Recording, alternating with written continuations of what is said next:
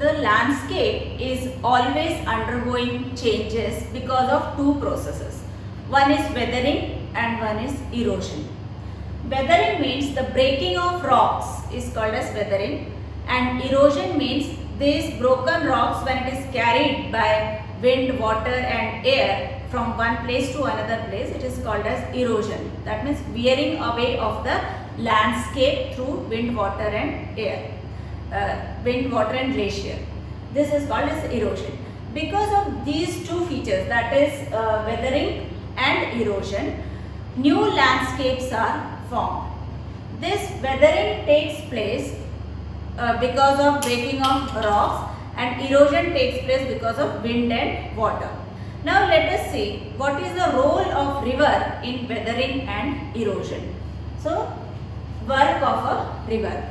Now all of us know that when water flows over the soil in great speed, it erodes the soil away and deposits it somewhere else.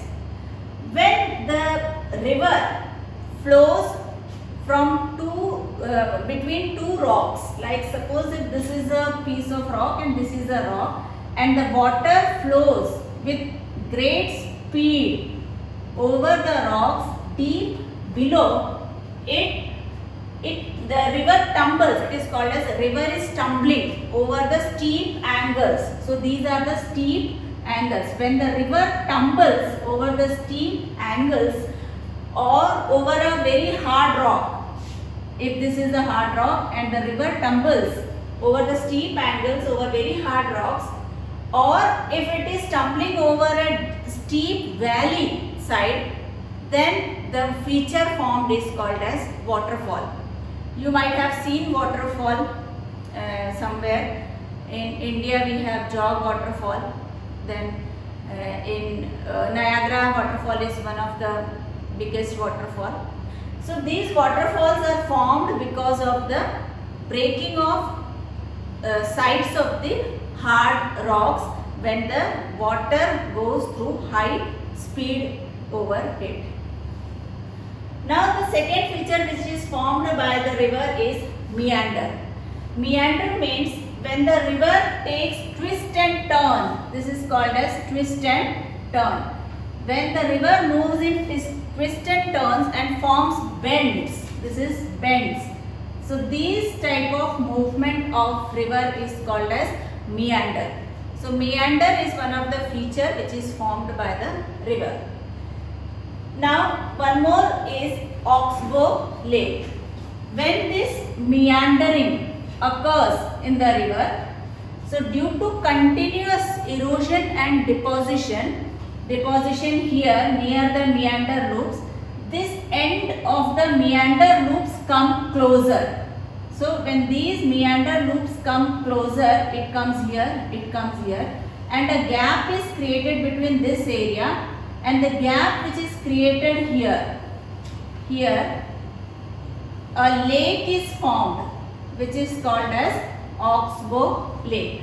So because when the meander loops come closer to each other, so the gap which is created, the water is below that and here deposits are there. So between the main river and the lake there are deposits. So this lake seems to be cut off from the main river, and this lake is called as Oxbow Lake because it is in the shape of a bow of the ox. Then one more feature formed by river is floodplain. Now it happens that sometimes the river floods or overflows. So when the river overflows, suppose this is the normal course of the river, and sometimes when the river overflows, it deposits the sediments brought by it near the shores and near the plain areas also. So, but after that, when the river comes back to its normal course, the deposits which are already there on the sides of the river, this area becomes very fertile because deposits are there. So this area is called as flood plain. So this occurs only when the river have flood in it, and when the water recedes, the deposits remain there, and that deposited area is called as floodplain. Then, due to continuous deposition near the bank of the river, this area, that is the area near the bank of the river, gets little upward, and this upward area near the banks of the river is called as levees. Then, before the river falls into the sea, the speed of the river becomes slow and it starts depositing sediments before it falls into the sea. And the river distributes into many channels.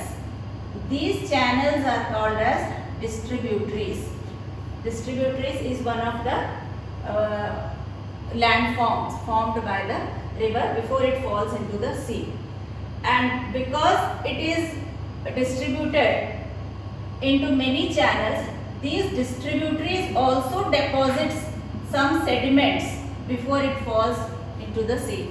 So the sediments deposited by the main river and its distributaries in the near the mouth of the river is called as delta. It is called as delta because it is deposited in the shape of a triangle. So this is called as delta. So the work of the river we can categorize into 6 parts. Due to the running water, different landforms are formed. One is waterfall, one is meander, one is oxbow lake, floodplain, levees, distributaries and deltas.